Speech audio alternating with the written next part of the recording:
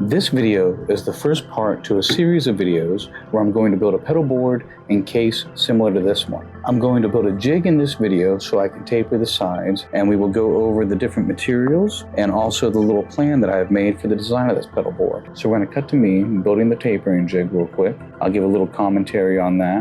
I'm going to get cleaned up here now, and then we'll cut back and we'll discuss the design and building of the pedal board a little bit. So I'm just starting off by taking my material and cutting it to size. The bottom plywood table of the jig cuts to 24 inches by 8 inches wide. The fence cuts to 3 inches by 25 inches wide, an inch longer than the table. And then the little gripper part that sits on top of the fence cuts down to 4.5 by 6 inches or bigger.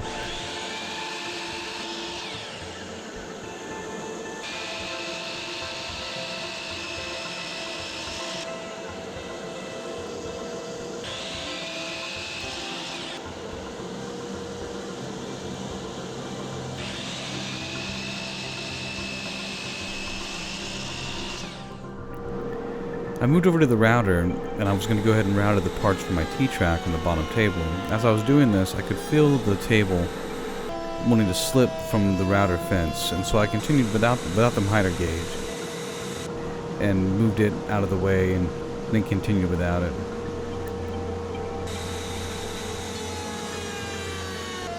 I have to do some of this on the pedal board whenever I go to build it, and I'll probably just use my data blade. That's going to be a lot more of a friendlier operation.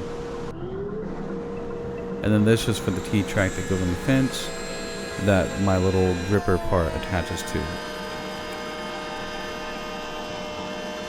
From there I'm going to take this piece over to my mill, and what I'm going to do is do a little slot on one end to where the screw can kind of move in and out of that slot as I put my fence where I want it for the angle that I want.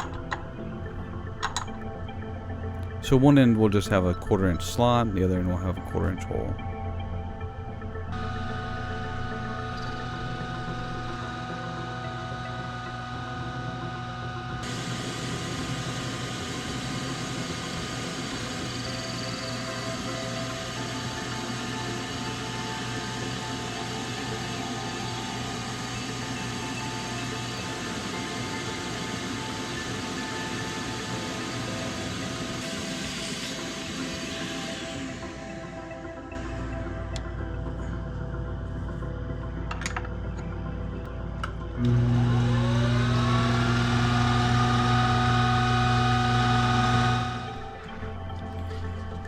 I'm just going to take a little sandpaper and clean up my little rabbits here for my T-track.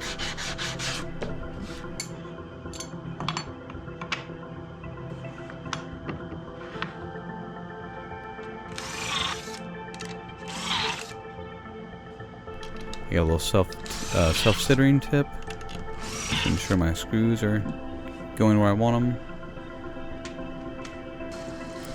Oh, it was at this moment too, right here, I realized I just screwed my jig down to the table. And at first I removed them, tried to figure out what I do, but you can see eventually I just filed them down to be nice and flush with my wood.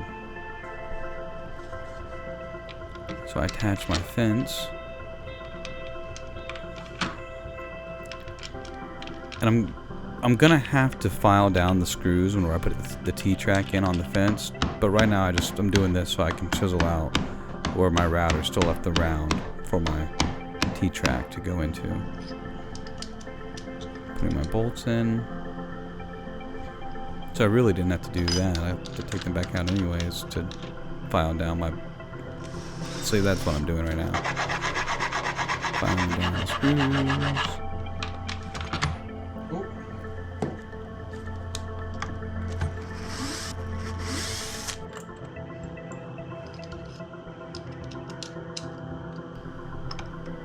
Eventually I end up not using these cams. These cam locks, you're basically just tightening it down like a knob anyways. I'm just going to run this over to the mill, drill these holes real quick with that 1/4 inch bit that's in there. And I went to go put this 3M tape on the rubber. I realized very quickly it wasn't going to work on the rubber with the wood. And so I grabbed some of this high strength 90 glue put down a little paper, a little tape on the block. Bam, bam, done. When you use this glue, you want to let it dry to the touch, especially on fabric. Anytime you use it on fabric, if you don't let it dry and you go to attach it, then you have the chance of the glue squirting through the fabric on you. Just bad times all around. Nice and dry, but when it's good and dry, two things adhere to each other really, really well.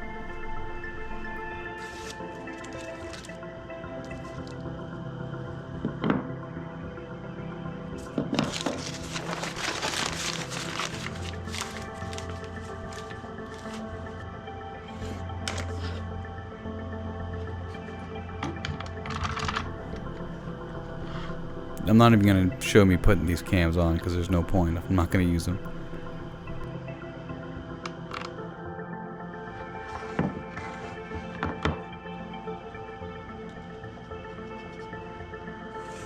I put some T-track on the bottom to go into the rail on the saw.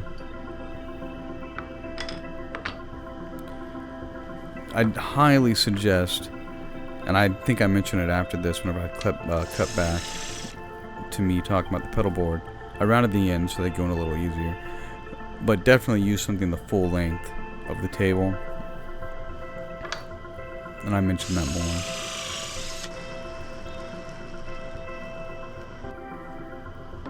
Alright.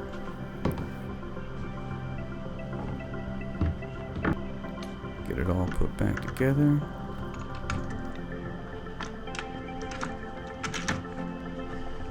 Here we go. The inaugural run, or inaugural cut. Tighten it down, make sure everything's tightened down good and tight. Double check everywhere. Turn on the vacuum. Here we go. That was birch wood that I used, and I didn't even know it was birch. It's been sitting in my shop forever. I've never really worked with solid birch. Kind of wild.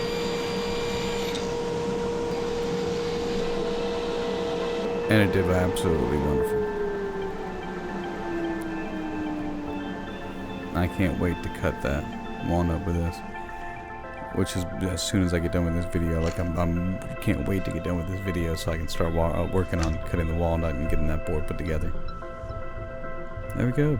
Nice, smooth, perfect cut. Back to me. So we're back with our tapering jig. And as you can see, I did change those knobs out like I was talking about, or the cams into these knobs. Back here, I moved these a little closer. I would suggest to do one all the way, and that's probably what I'll do eventually. This works. If these slide out of the notch on your saw, then it kind of messes you up. So there's that, which I'm going to use to do these tapered sides of the pedal board. And so I'm going to get much nicer cuts. It's going to be a lot safer and just a lot friendlier. But moving on, my intent was to do these sunrise dovetails on the corners. The more I thought about it, I really didn't like the look of it after I designed it. And so I did this, which is much like the Japanese toolbox sharpening station that I built, but you can watch a video, a little ASMR video that I have on that. I built it a few years back. The sunrise dovetails for some reason just didn't look appealing. This just actually got a little more blown up picture of this one. I'm going to do walnut sides with some maple, little square plugs. The pedal board will end up being 21 by 8 inches. The box will be 23 by 10. There's going to be an in and out jack on each side, a toggle, and a little jewel light right here. I got a blue one. So there's an example of your in and out jacks. There's your power, and then there's your jewel and your switch. The white interior part that are the sides and the bottom part here, I plan on using this kind of, which is kind of wild, kind of crazy, but this white kind of faux fur, just to me look really cool. To look like almost like it's sitting inside this cloud pillow thing. For the top, the liner here, which is also the same liner below the pedal board, I thought about doing something like this. I don't know why this right here just seems too cartoony almost, or I'm just not sure. There's something about it that just I don't like. Doesn't set well with me. Can't explain it. But this, I don't know why I really like. This real serene, sort of get a little closer here. Just like this little scene. Got a couple little birds right there. Butterflies, got a little guy fishing. Which that's kind of, that's a boat? It's kind of confusing. Is it all water? Those are just little islands? I'm not sure. this is probably what's going to end up being the top and bottom inside of the box. The outside material, and this is the one that I'm still kind of not sure which one I want to do. I got 2 different materials. I always buy way more than I end up needing of everything. I got enough stuff to build 2 different style boxes here. Between these 2, I'm unsure. I like this one a lot. I do. But I also like the simplicity of this one. It's like an old luggage or something. As far as what they go with on this, I think it's going to end up being this one. The simpler one, if I'm being honest. So at the moment, yeah, that's gone. It'll be this, it'll be those 3. And unless somehow somebody gets in the comments and changes my mind, which is possible, if I see that before I start applying these materials, then they possibly could. So those are the materials of the box. This is the overall design of the pedal board. The wood I ordered is this walnut, which is so hard to see right now, the figuring in that. But oh man, when you put the tung oil on that. Wait until you put the tung oil on that. Oh, I can't wait for that. I'm honestly like really excited for that. The other one you can see a little better. Let me set this down. So in this one, I might make that the audience side of the box, which would be the pedal board, which would be the wider and wider side. Gotta catch it in the right light. Ooh, there you go. The rest of the items and accessories I'm going to show you right now for the board, I actually ordered from West Coast Pedal Board, if you ever know who they are. I'm not affiliated with them. I have nothing to do with them. I'm actually on the whole other side of the country than them. They do a fine job, in my opinion. So these will be the jacks for the in and out. And again, this is all wired by them. I give credit where credit's due. This is the jewel light, which they have all set up to where these are just barely on, so you can take that off. I got a blue one for this particular pedal board. I think that'll go good with the walnut and the background. So this will be the switch and the jewel light on top, and then this will be underneath inside the pedal board. This will be where you plug in your power coming in. This will be plugged into your power supply underneath, and there you go, all self-contained right there. I keep it plugged in, turn that toggle on and off whenever you want. I went with the light brown handle. I'm not sure how I feel about it with the black hardware as far as the road case latch. It's not bad, a little bit of a mash. And then these are the breakaway hinges. And so that's pretty much the majority. I mean, that is everything. That's everything for the pedal board build. And again, if you have any questions, I'll be more than glad to answer them.